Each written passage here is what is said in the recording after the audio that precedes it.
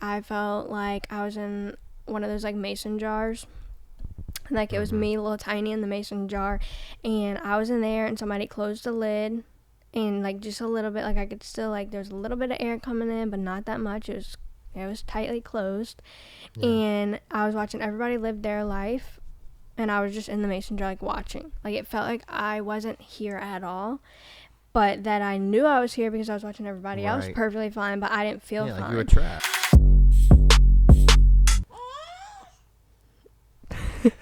Hi guys, and welcome to First Time Podcast with actually your different host today, because I'm the host, not Carson today.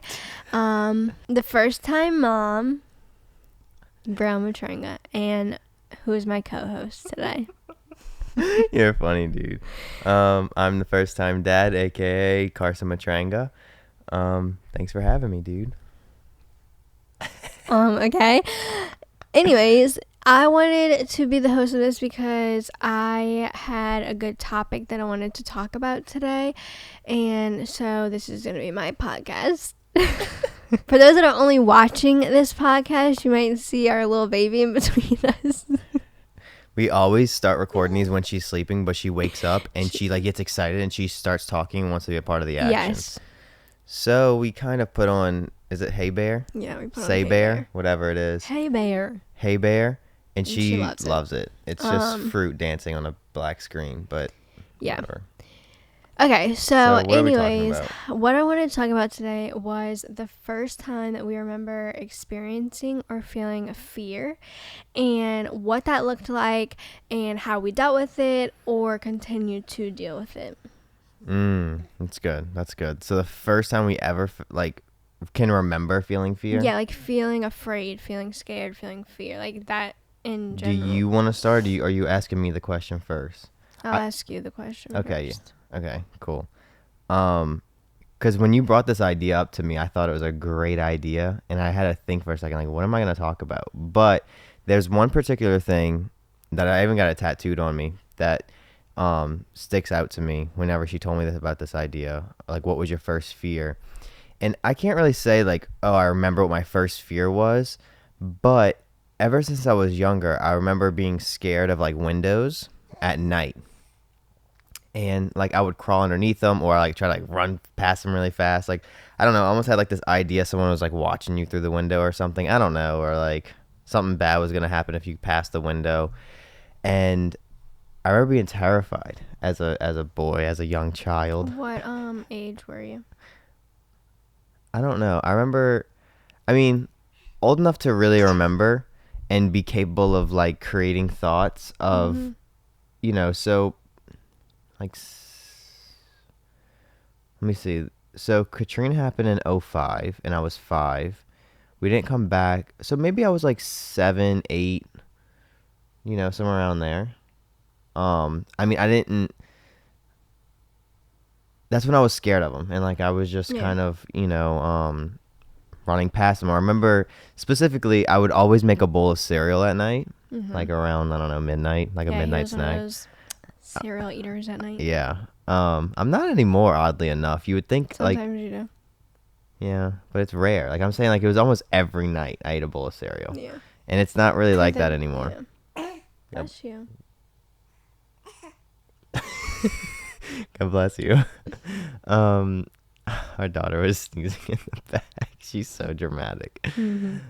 So yeah, I just kind of would make a bowl of cereal at night, and our kitchen, how it was set up was we had a window right in the middle of our kitchen and dining room kind of area. And when you're making the bowl of cereal, I'm like, how do I avoid this window right now? Yeah.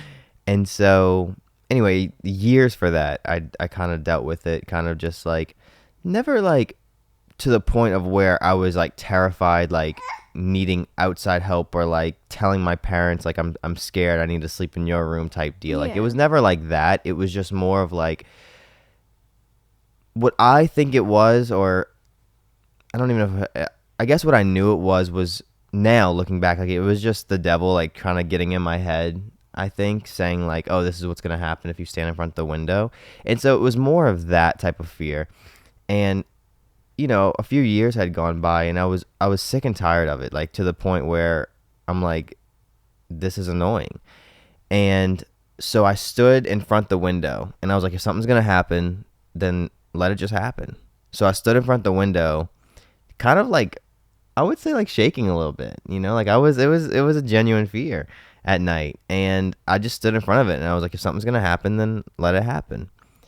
And nothing happened. And since then, I wasn't scared anymore. I faced that fear, and something clicked in my mind, was like, you know what? If I'm capable of just facing it head on, then from that point on, it shouldn't affect me the way that it did. I should be able to really, I don't know, like grow as a person, if that makes sense, and face those fears, and become a better person from it. I mean, I was able to make cereal and not have a care, So you don't have that even a little bit anymore? No, not at all. When I first faced the fear, yeah, I mean, of course, the devil was still trying to like get in my head. Like the next night would be like, hey, remember that window? I'm like, yeah, and what about it? Yeah. You know what I mean? I'm able to just kind of like brush it off now. And I think I think when you asked me this question, how I looked at it more was like spiritual warfare almost, because like at least my fear, I feel like that's more where it stimulates from. Like it's not like, oh, I'm scared of the dark, you know what I'm saying? Or it's like, it's more of like, try to find the root of the problem, and it's almost like, why am I scared of that, or why am I feeling that, right? Yeah. Like, what is the deeper meaning? What is the deeper root? And it always comes back to, well, negativity. And where does negativity come from? Oh, the devil. Oh, Satan. You know what I mean? Like, that's always what it is. And my mom told me at a very young age that, as long as you have Jesus in your heart, or God in your heart, whatever, however you want to say it, nothing can touch you at all, right? And I really took that seriously, and I was like, dang, so no darkness can touch me, And so for the people listening, like, what do you view yourself as? What do you mean, what do I view myself as? Like you're talking about God and the devil as if like you kind of never elaborated what you believe, I guess. Well, obviously I believe that there's a higher being. Yeah. You wouldn't really put yourself in a I don't really want to like talk about. I don't really want to talk about religion. I don't really want to talk about that. I'm just more so like whatever you believe in. If you believe in like religion and stuff, the but universe, you are talking about that. No, you're bringing up God. You're bringing up the devil. You're correct, because I'm just bringing in like what I believe, but I don't really want to necessarily like, jump into religion. It's not religion because you don't go off of religion. And that's what I'm trying to say. Like, because I don't want to push people away from what I'm saying, talking about religion and what I believe. Not. So what I'm just trying to express is like what I felt and what I feel. Yeah. But if you want to like reword it, like, oh, the negativity of the universe or positivity, whatever, however you want to term it, like no matter what, there's a greater force. Like, no matter how you see it, whether that's energy to you or something, there's something that's as much as I'll like get into, as far as like religion and all that. Like, I just believe that there is a higher something, whether it's energy, it's a God, it's a whatever. I just wanted you to say that because I mean, I do believe there's a God. You. Yes, I do believe there's a God. I do believe that like people that are watching it, it's like there might be some people that don't. Yeah. So if they're having similar things and they might, whatever. Like, you're not trying to be pushy on it, but you also is like, okay, but I got that you. helped you because you. I understand. That. Okay, I get what you're trying to ask now. Yeah. So, okay, I got you now. Thank you for elaborating. I was confused of what you were trying to like get out of me. I wasn't trying to be like. You need to tell religion and what you believe. No, yeah. Okay, so I guess I should iterate that. Like, what helped me and with my fears was believing in something. Yes. I do believe in God. Like, I'll just say that. I'll say that much. Like, I believe that there's a God. I mean, he's done amazing things in my life. I thank him every day. For you guys that are listening and watching, for Zalia, for Brielle, like, for just that I'm healthy. Like, I do. Like, I believe in that, and I will tell anybody that. But I'm always very, like on this, like, fine line. Because I felt before in the past, like when people would talk to me about God and their experiences, I would almost kind of get like pulled out of the conversation, and I didn't really necessarily like what they were saying, just because I believe that everybody has their own relationship with God, or the universe, however you want to term it, like whatever you want to say, however you want to, whatever you want to call it. I say God, so that's just what I'm going by. I just believe that everyone has their own relationship with them, and they have to form that relationship on their own. If they come seeking guidance, then like, of course, give it to them. But like, I don't want to push it onto you guys. But if that's something that you guys would like to hear me talk about, like, I don't mind talking about it if people are willing to listen. Yeah. You know what I mean? Like, I'm You're not not just going to trying talk. to push it on No. nobody that, yeah. Right. Because I know that just sometimes when you push something onto somebody, it actually pushes them away. And that's like, another reason why I wanted you to like say that, is because yeah. it's like when you're saying that, I don't want people to be like, oh, is that the only way I'm gonna like, Right, you know, right. And no, that's just how you. That's right. what That's how helped you. That's yes. how you. It is dealt with understanding like, oh, and I kind of wanted to get more into it just a little bit. Yeah. Was that, okay, so I'm kind of jumping around like in the timeline wise, but it's all helped me be who I am today. So after I faced my fears with the window, and I kind of was like, if something's gonna happen, then like let it happen. And I remember there's this episode of Wife Swap. I don't know if you guys know what that is. It's a TV show. Used to be. I don't think it's even still on or around anymore. But there was this little boy, and the wife or the mom for the week or whatever, however long they stayed. He was eating like a bunch of fried food, and like the mom was upset with him, was like, you can't eat all that. I think she was like a vegetarian or something of that nature, basically like opposite of eating the fried catfish or food, chicken, whatever it was.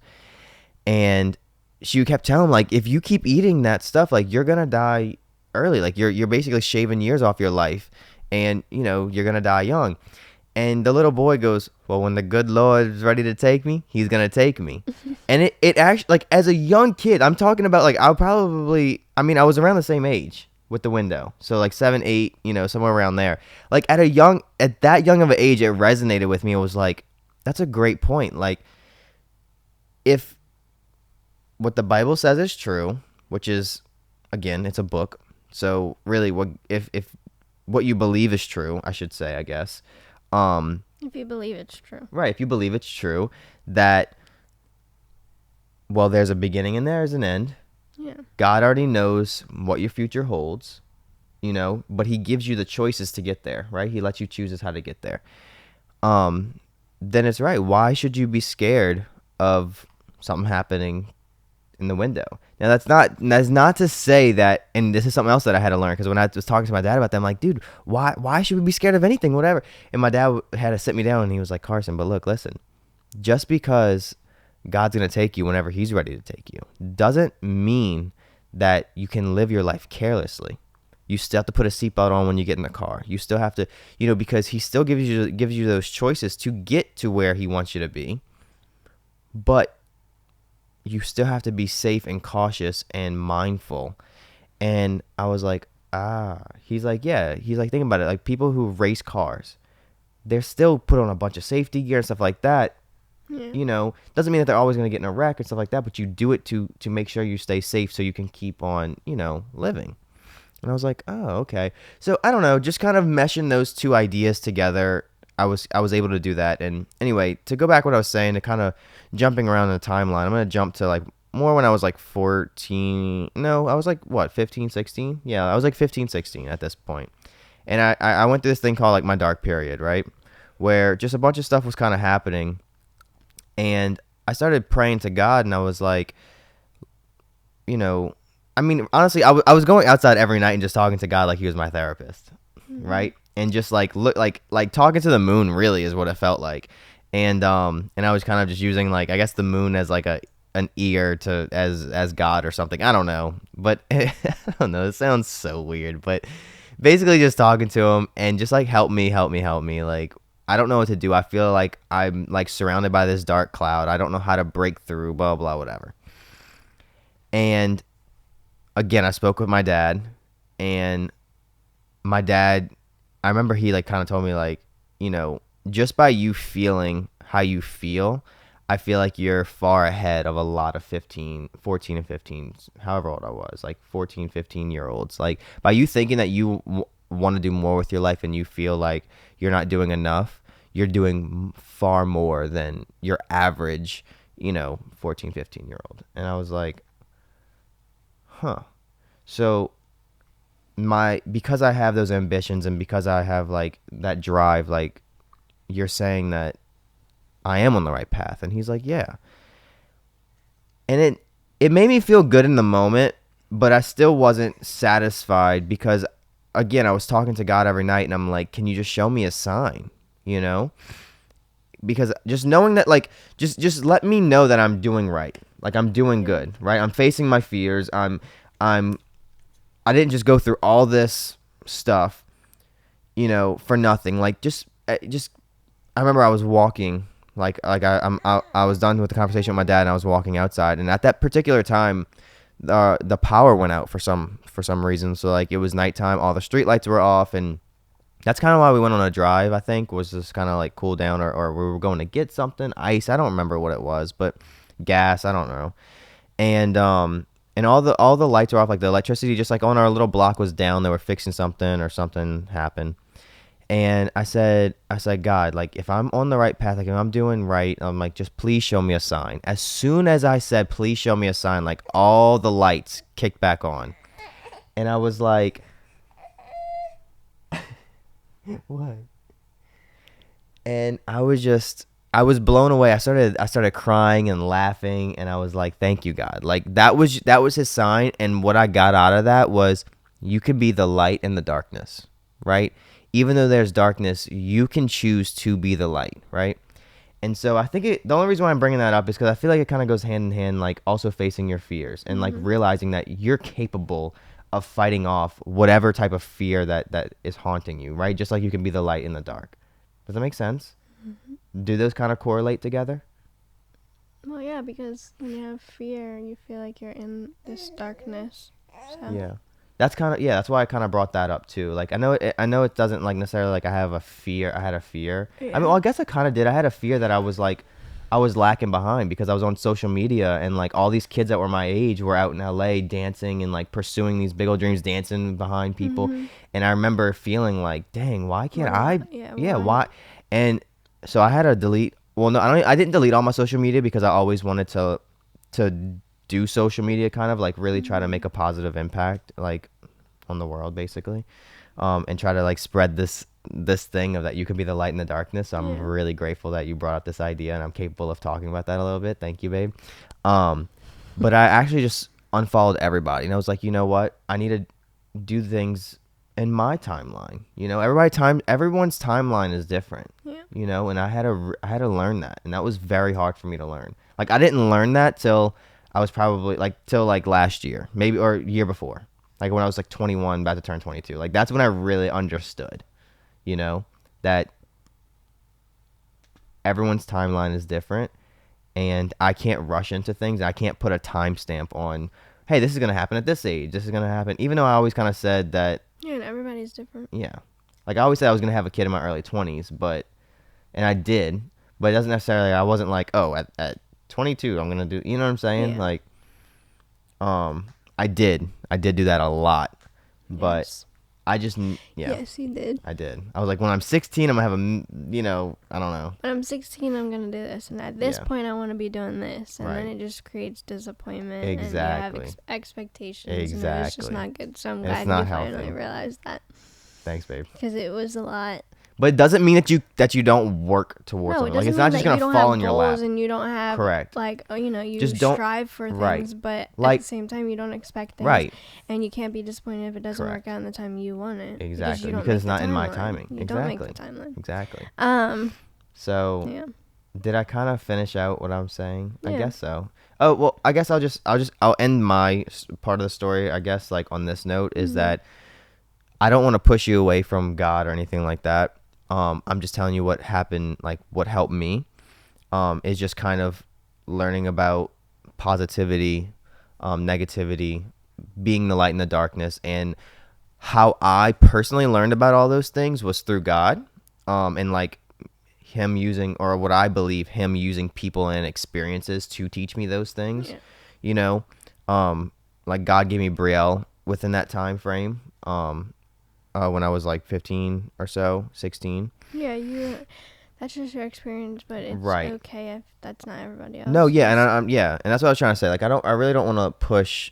You're not trying to push it on them. You're not Because trying to push it on just because I again, just to reiterate, I don't want to push you away from what I'm saying. Yeah. I'm just telling you what helped me, and I do believe that it can help a lot of people, right? Maybe everybody, maybe not everybody. I do believe that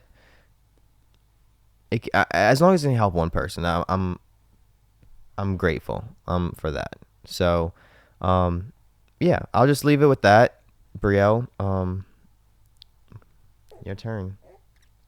It was really hard whenever I was thinking about it because I literally was like, when was the first time?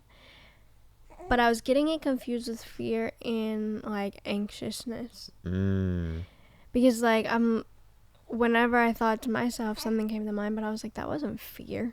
Like that was like anxiety. Like that was, wow, like I was nervous. But like, doesn't, that's different. Is it different? That's what I was gonna ask. Like, I think fear creates anxiety. But when I thought of the situation, I was like, but I didn't fear it.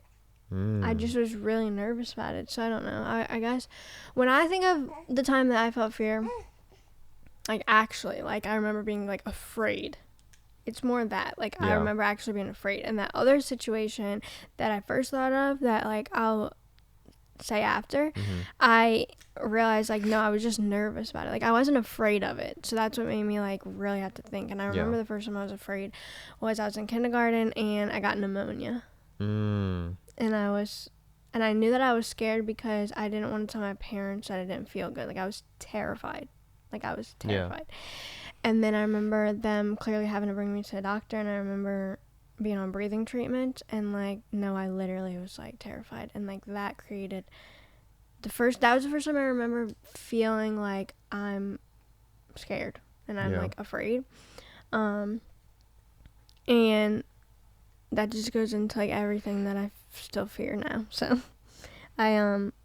what I thought before was it was in kindergarten too. It was my first day, and whenever I walked into the gym for PE, and I realized there was 2 guy teachers, and I started like crying my eyes out. Yeah. But I realized that it wasn't like I wasn't afraid that it was guy teachers. I wasn't afraid. I just like for some reason I was like that when I was little. I feared any kind of like not fear. Male. I don't know. I don't know if I feared it. That's when I don't think I did, but I didn't like any like guys. I did not like a male figure. I didn't. I don't know why. I was fine with my dad. I was fine with, like, family. But, like, I remember the first day I went into dance class, and they had a guy assistant. I never went back. I remember PE. I was terrified. I was crying in the corner. Yeah. And when they tried to come comfort me, like, that made it worse. Right. So, I don't know if that's what I'm confused about. I don't know if that was fear or just, like, that made me really nervous. I don't know what that was, and I still don't really know why. But I do remember actually like being scared and fearing the time I was sick. Yeah. But I also was told ever since I was little that I had RSV when I was really young. And all I heard about was that I had it really bad and that I was really sick and that being that sick triggered me to constantly be sick, and that my parents would tell me, that the doctors told me that like my lungs would never be as strong as like a normal however old I was. Which is a lie, right? Yeah, that never was an issue. Yeah, wasn't an issue. So I guess when I had pneumonia and I was on breathing treatment, I had this fear of like, oh my God, like my lungs, what's going to happen to me? And then like, I just remember that was the first time I was really scared. And I knew I was scared because I didn't want to tell my parents that I didn't feel good. Because like I had fever. Okay. And I remember feeling bad. And I was terrified to tell them. But they found out, obviously.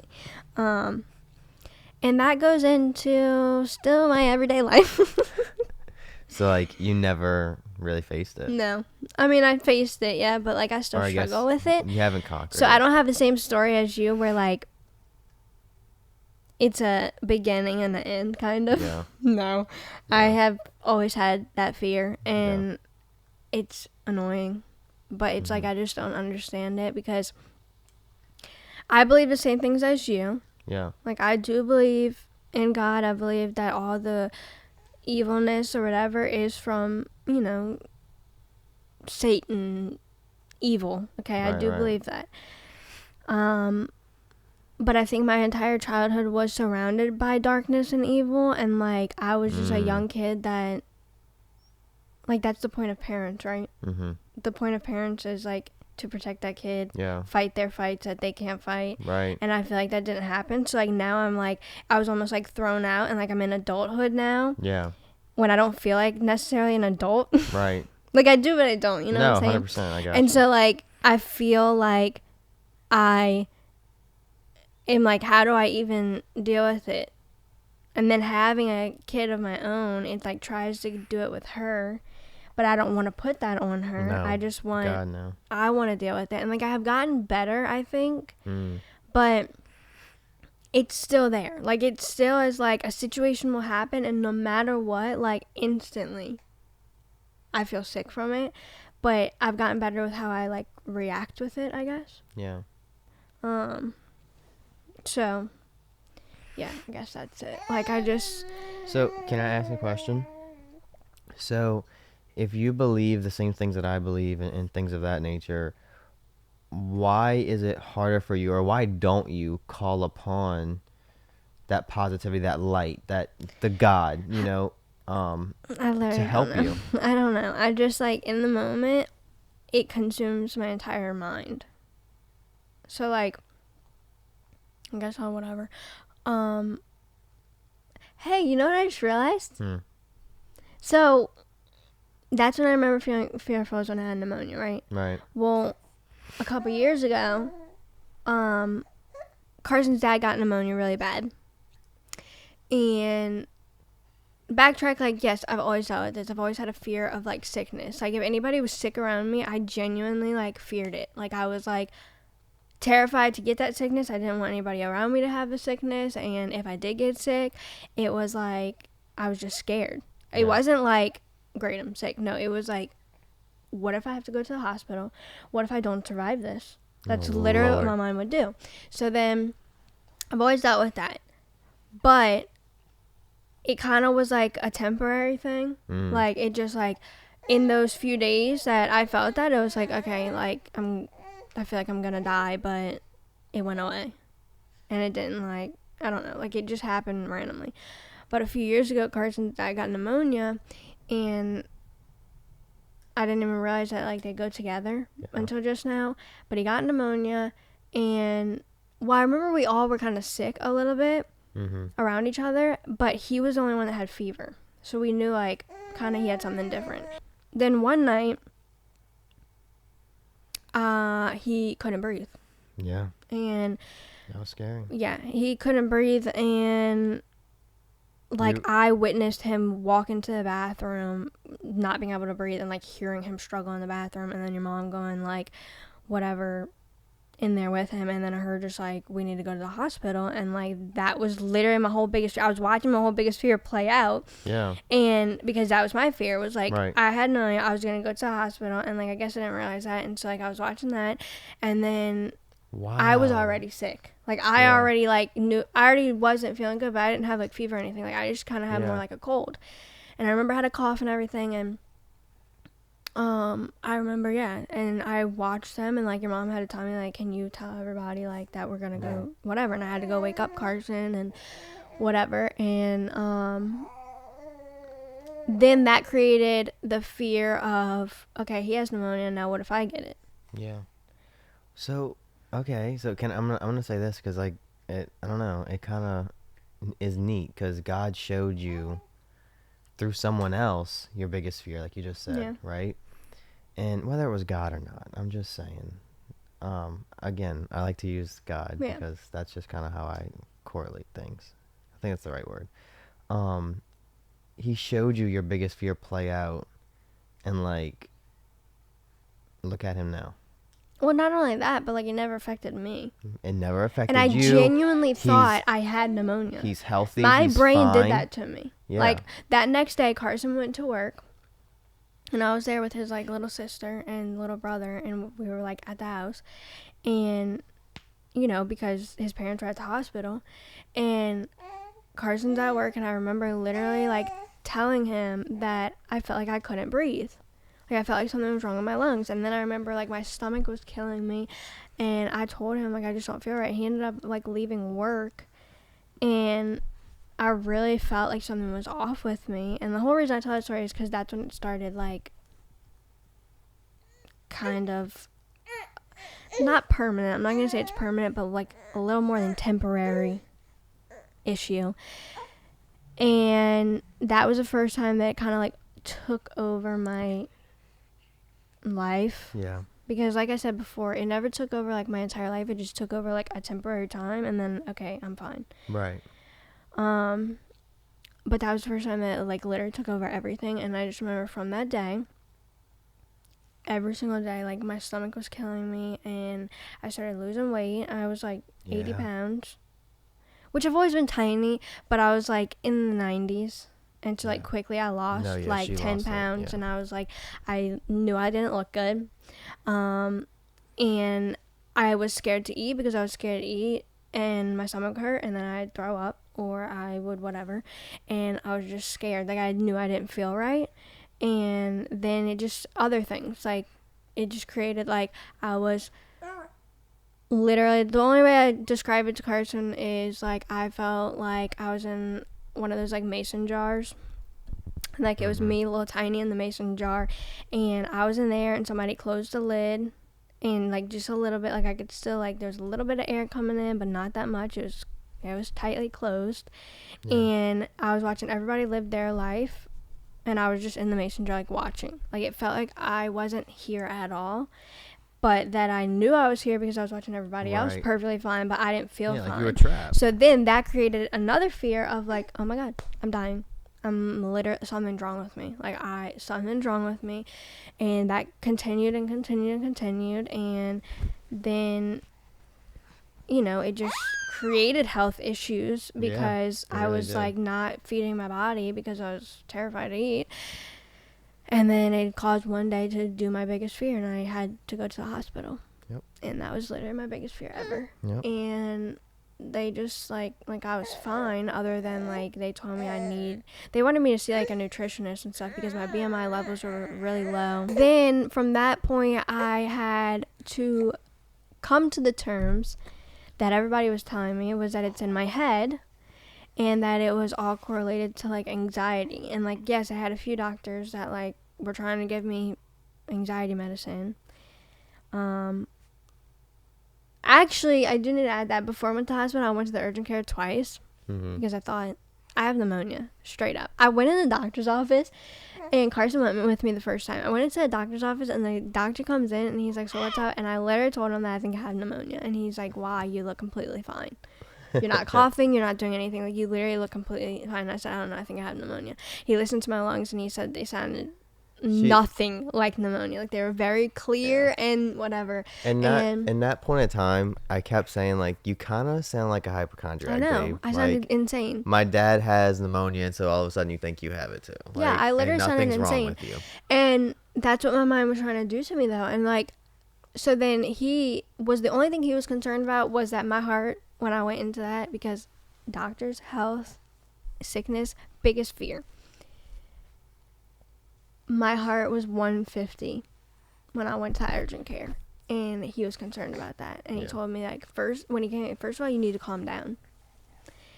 And I was like, easier said than done. I literally don't like you. Like, I remember literally being like, I do not like doctors. And then he was like, good thing I'm not a doctor. Yeah, good thing I'm not a doctor. I'm an EMT or something. Yeah, he was like, whatever. And next time I went, same thing. And so then he ordered an EKG, like, just to make sure, because, like, that's not normal. And I kept saying I was nervous. When I went to the hospital, first thing they did was put me on freaking liquid, like the IV liquids or whatever. And she set me up on IV because she said my heart was 155, and that's not normal. And I tried saying, like, I'm nervous. y'all are freaking me Yeah, out. This she's is my like, biggest fear. even And she goes, even with nerves, that is not normal. Which now I know that because when I was pregnant, they had me on like a heart monitor and stuff, and I just have sinus tachycardia. Like I just have a fast heart, and when I'm nervous, which is in a hospital or doctor setting, when they see me, yeah. I'm in the 150s. Normal is like 120, Is it? which is still not normal. Yeah. Oh, you're normal. Yeah. No, You no, didn't- no, you- no. No, My you normal. said normal is 120. Yeah, I but you meant didn't- mine. Like yeah, my your normal is like, yeah, like one in the 1 teens to 120, and then yeah, I go to a hospital where Well, the what only is time they normal? check your freaking heart rate, and I'm 150, and they think like they literally like when I was pregnant, there was like this one doctor that two times was like, well, that's not normal. Like I'm trying to tell her like, this is me, please, like I'm okay, because And when you're pregnant, you have a higher heart rate yeah, too. yeah, it's just like yeah, it So was like Brielle had like so now I two know, things going against her. but when that doctor came in and told me that, I was like, I'm literally dying. Yeah. And so, yeah, it was just a big thing. And then I learned that, yes, I created, like, issues with my stomach because I wasn't eating. Right. Which they gave me stuff for, like, they told me what to do. Basically, can I explain that? So, like, Brielle wasn't eating to the point where anything she put in her body, even if it wasn't good for her, like, because typically when you eat something, like, your body, it's not all good nutrients, right? So that's why you go to the restroom. Yeah. Well, Brielle wasn't giving her body anything because she was so scared to eat because of throwing up or her tummy hurting, to the point where her body was even holding all the bad stuff. So It was holding on to everything. every just single for thing nutrition. it could, because it didn't know when Brielle was going to feed her body again. Yeah. So that's what. Basically, I was why- very backed up, they Yeah. said, and that was also causing more stomach pain, and that they gave me medicine to help with that, and they told me like about like eating. They wanted me to see a nutritionist because they probably thought I was like friggin' had some kind of eating issue or like disorder, because that's really what it seemed like when I went in. It was just anxiety, though. But that whole thing created, like, I had to figure out, and I had to come to the realization what it was. And it wasn't that I was unhealthy. It wasn't that I was, like, sick and something was wrong with me. I was dying. It was that it was all in my head. And I had to come to the realization that, like, that's anxiety trying to get to me. And that was the hardest thing to realize, was, like, there's no way anxiety can make you feel that way. Everyone around me was telling me that, and I was like, there's no way I can physically feel all of these things, until one day I tested it, and I literally out loud said, I would rather my freaking like back hurt or something. Yeah. I'm sick of my stomach hurting. Like, I felt like when you have a stomach ache, like, that's the worst thing. And I literally said, like, why does it have to be my stomach? Like, can't my back just hurt? And I'm literally not exaggerating when I say the next day I woke up and my entire back felt like I worked it out. Like, it was so sore, and like I couldn't even stand up straight, like, without it feeling like I just worked it out. And I was like, that is psycho. Yeah.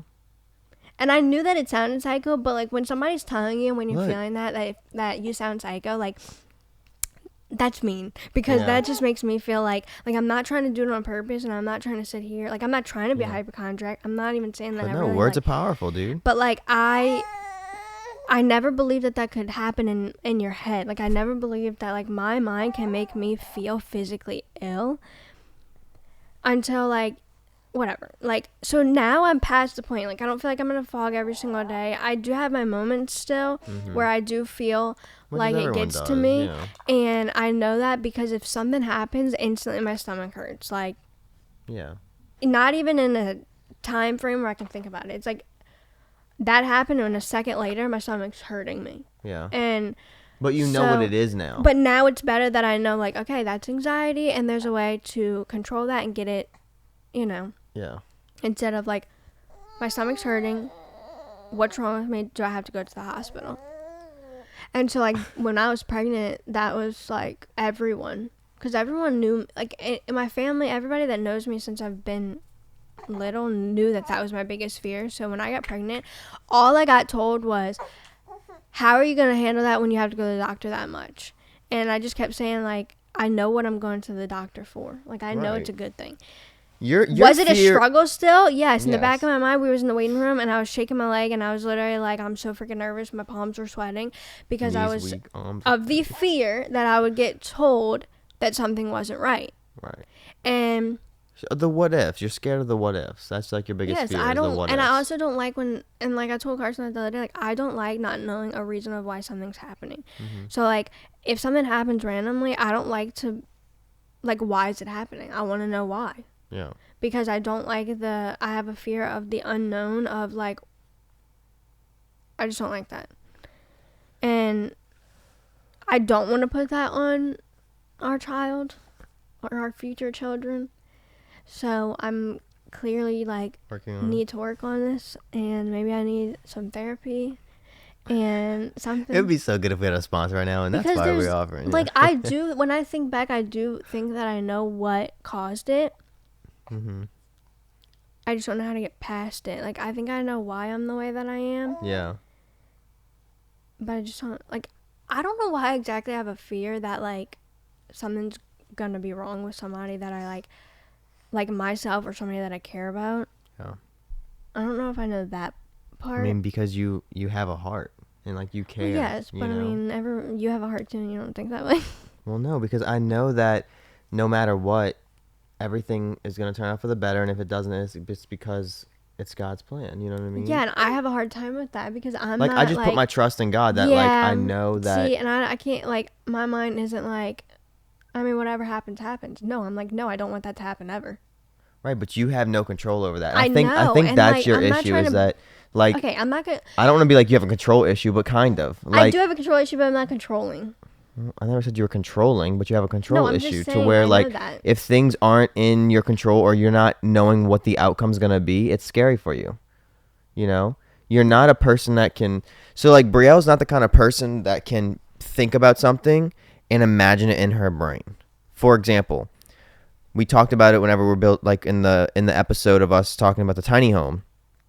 I talked about how I wanted to have an accent wall and paint the wall black. Well, she was kind of like upset. She was like, I don't like think that's a good idea, basically. And I said, babe, like you can't picture it, but trust me, it's gonna look good. Like I can picture it. I've never been able to picture things in my head before they happen. Right. Once it's done and once it's happened, then I can see it. But like I don't have a good time. Like Brielle's very good at seeing a final product and then figuring out how to get there, I guess. Right? Like making that final product. Yeah, like if you give me like this is what I want and exactly, then like I can help you get there and I can help like figure that out. But if you're just like, so I'm thinking about this, I'm like, I don't know what. Like she needs more detail, right? Or she needs to see it. But I'm also a person that likes detail. Right. So anyway, with the black wall, I said, just trust me, whatever. She was a little annoyed. I just did it anyway. And then after, she's like, okay, it looks good. And I'm like, yeah, see, like sometimes you have to just trust the process and just pray and hope that it's going to turn out for the best that it can be. And if it doesn't, then just grow, learn from it, or just know that like that wasn't the timing. Yeah. You know, that wasn't the right timing. And when you're able to like switch that switch on in your brain, it's, I don't know, life is like easier almost. She wants to talk. I don't know. It's just, it's only with health things. Yeah, and which is something that you can't. It's literally like the only thing I fear is. And which is, you would think that you would. Related. Yeah, and you think that you would be like this super big health guru, working out, eating healthy, doing good, taking your vitamins. Carson always tells me, he's like, you think that you'd be extra about like. Yeah, like making sure you're healthy. I take these vitamins, but my mind, you know what it does? What if I take those vitamins and they're not good for me, and then something happens? No. Like, what if I take too many? What if I take the wrong thing? My body doesn't agree with Well, I'm not even saying take vitamins. I'm just saying, like, eat more fruits and vegetables. You know, like, work out. Make sure you get enough water. Make sure you get enough electrolytes. I did all that when I was pregnant. I know. But now that you're not growing someone else, because Brielle's the kind of person that she does more for others than she does herself. So when she was pregnant, she had to do good for herself because it was doing good for our daughter, you know? She does really good for me. Like if I'm like, hey, what's for dinner? Like she'll make sure there's something for dinner if I'm going to work in that evening and stuff like that. Like she does those kind of things where she like prioritizes other people over herself. Like I get not all the time, I guess, but the majority of the time. So yeah, when she was pregnant, it was the best because she was really taking care of herself. She was stretching, working out a little bit, just enough to kind of, you know, not to stay in shape or anything, just kind of give her energy and making sure her muscles are still like working. You were eating really good. You were drinking really good. Yep. And it's like, then all of a sudden it stopped. And you're breastfeeding, so you can't just stop, you know? Hey, I'm not bad. No, you're not bad, but you're not how you would think, you know? And so maybe that is what you need, babe. If it's, since it's a health thing, like really dive into working out, eating better, finding what makes you feel good, what makes you feel the best, and continuing to do that and improve on that. So if or when you do get a little sick, you're like, okay, my body's just a little under the weather right now. I know I can do this and this to kind of make myself feel better, or I know it's only going to last a few days. You know what I mean? Because I'm a healthy person. Right now, you're not doing anything that will. I don't know, because I mean, there's people that are ridiculously healthy and things happen. So. And then that's goes back to what I was saying, is that, again, not everything's in your control, and you have to just trust the process and that everything happens for a reason. And I know all that. I'm not saying you don't know all that, but now, since you know it, like, you just need to take action. But the problem is that I can know all that, and it just but you do nothing with the knowledge, is what I'm saying. No, I just know what you're saying, and it just doesn't. I still feel all that. I know, but it's because, again, you can know something and not take action on it. You can lead a horse to water even if the horse is so thirsty, but if it doesn't drink the water, it's not going to quench its thirst. It's kind of like the same idea, you know? No. What? It's the same idea. No, I think you meant that you can lead the horse to water, but you can't make the horse drink the water. That's what I said. No, you said you can lead the horse to water, but if it doesn't drink it, doesn't quench its thirst. It's the same thing. No, it's not. How? Because the point is the person that led the horse to water, not the horse. I know, but I'm saying in your situation, you're saying that you know all the knowledge, but you're not using the knowledge. So just that's the you point. Have the knowledge, and you just need to use it. It's just the point of mine. You have the faith. Yeah, you we just have need to use completely it. different views of that. Like our experiences are different, and we both. Yeah. You have a. We don't have different views on it. I don't think. We just have different stories. Kind of a little bit, because like you don't understand how it feels for me, and I don't understand how it feels for you, but we do, like we try to, but like there's no way. Well, yeah, anybody. There's just no way. And so yeah, sometimes it's hard. Like, you know, I watch this girl on YouTube, and like she has the same thing, like, which I didn't even know, but like it's only related to health. And so yeah, that makes me feel like, okay, but like, you're not alone. No, I don't want to just like listen to somebody that has the same thing and like nothing helps it and like whatever. But I don't know what it is. I mean, I think I do, but I just wonder where fears come from. Where do you think they come from? Why did you have that fear? Why do I? Like, well, I mean, I think I know why. I just don't want to talk about that. But how? Because Satan knows how to torment you. I know. With things you don't even know about. Yeah. With things you've never seen. Right. Like, I don't know what that's like for me. Like, I don't know. And then one day when you do realize, then you connect it and be like, dang, so that's why you were messing with me. I know that my first like time I felt fear is what triggered everything else. Everything. Yeah. But what I don't know is like, why do I have that fear to begin with? I think it goes back to what I was saying. I think even because you can't remember something doesn't mean that your brain doesn't like actually remember it. Just because you can't bring it to the front part of your brain to remember it doesn't mean that it didn't affect your little spirit, your little brain, your little body. Yeah. You know what I'm saying? Like, you know, right now, if something was to happen, God forbid, but if something was to happen right now, like, she's not going to remember that when she's older, but something that might happen in her adult life, like, might trigger something, and then boom, we have to be like, oh yeah, when you were super little, like, yeah, we kind of went through that. And so like that negativity almost follows you in a sense if you don't fight it off. That's what I believe, at least. I just feel like I do want to add this because I do think it has an important part. Okay. What you just said. Yeah. So she gets older and she doesn't realize, but we kind of put it together because we've seen that. Right. Well, that's a way for us to be able to help her. 100%. We fight it off, yeah.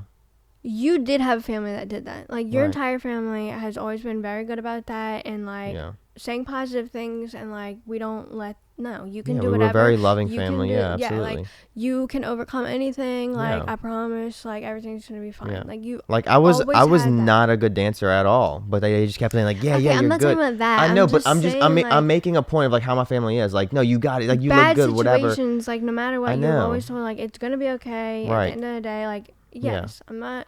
They gave I me do the think that good tools, like the yeah, proper like tools. you Yeah. and your relationship with God and like whatever definitely is top. But like Yeah. that, But they showed me God. 100%. Yes, that Yeah. 100% helped you. I was not shown that at all. Yeah, you were kind of alone in a sense. Like literally at all. I Yeah. seen all of that. I just seen negative all around me. Yeah. And nobody like helped me. All I was told was like, yeah, that we're like that too. I'll help Oh, you. thank baby. you. That helps me. I'll help you. I know, but like once you're at that point, it's like I just don't know. Like I don't know. It's just hard alright, because I'm hearing yours, and it's like easier to me. Like, it's easier for you to tell me Mm-hmm. something because you've overcome yours. Like you have a success Well, I story. mean, let's say. who else is gonna? No, Who's I know. I'm who just else? saying. Not saying me, but like, who else can help you overcome I'm something if saying, they like- haven't figured it out No, themselves, I or don't, like? I'm saying like, what if I was younger Not and figured like out, it but- was kind of a little bit like figured out for me, and I like that helped me. Like what if? Like I don't know. I'm just saying. Like what if when you were younger you had the tools? Yeah, is that it what was you're a saying? little bit like I had a little bit more help, and so it Yeah. wouldn't have just like crashed all down on Right. me like that at that point in life because I And which is it's because and then another thing was like I was around, even though my childhood was not good and I was mainly negative things, Mhm. that was still like the only thing I knew. Yeah, So like when I was around your family and all that happened, it was almost like it was completely yeah, opposite. like this is yeah. new territory. Like I feel this and I'm not around people that I'm used to. Yeah, Even though y'all were all comforting, even though y'all all were helping me, it was still still- didn't feel like whatever, and it's like a weird thing. it wasn't what because you were it's, used like, to. It was almost not like what what? I didn't want to be around No, my right. family normal negativity and like just being told like, oh yeah, the whole family has that. But at the same time, Yeah. when you're around something you don't know, I guess it's like Well, yeah, it's like a I shell don't know. shock I did almost. like I just felt like I was the only one. Like Yeah. nobody understands me. I think that was very good of you opening up and talking about this. It was Yeah, a maybe great- one it day was we a can good- talk. Maybe one day we can talk more about Yeah. childhood things. I believe that you're gonna overcome it. No, I do too. I'm just I mean, you've already have. yeah. I just Like, if there was a mountain, like I feel like you're very close to the top. Like, especially when you were pregnant, I thought you were at the top, 100%. I was. You were. And then you kind of fell down a little bit. Like, you started like you kept trying to climb, and it's like there's another side of the mountain. Like, just chill on top of the mountain. Build a whole house up there or something. I don't know. Or start climbing the next one. Yeah. You know. But anyway, I I'm love glad you. you have your story. Yeah. And look, that's not to say that I don't still like fight No, fears I know. and stuff I'm like not saying that. that, but I'm glad that We were just talking about our first fears, you know? And I just know, like, I know what works for me and how to fight it, and, you know. I just know that, like, I'm glad that you can recognize what it is, I guess. I have a hard time recognizing, like, it just consumes my mind. And you don't let things do that. No. So, well, you like good stuff consume your mind. Yeah. Anyway, so that's kind of all I want to talk about today. And, I'm sure other people understand both. Yeah. All right, guys, we really gotta go.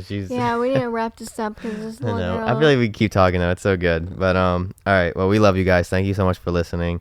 I hope you got something out of it. I'm sorry. I'm acting like I'm the host. You're supposed to be the host. Should I just keep going though? Yeah, just keep going. All right. I hope you really got something out of this episode. Whether you were listening or watching. We love you guys seriously. And It's never too late for the first time. It's true. So see you later. See you next Friday. Peace. What's the opposite of fear? Confidence? What is the opposite of fear? Faith. Faith? Faith is opposite of fear? I don't know. I don't know Faith either. over fear. I just hear that all the time. Oh. Well, keep having faith. Keep on believing. All right, goodbye.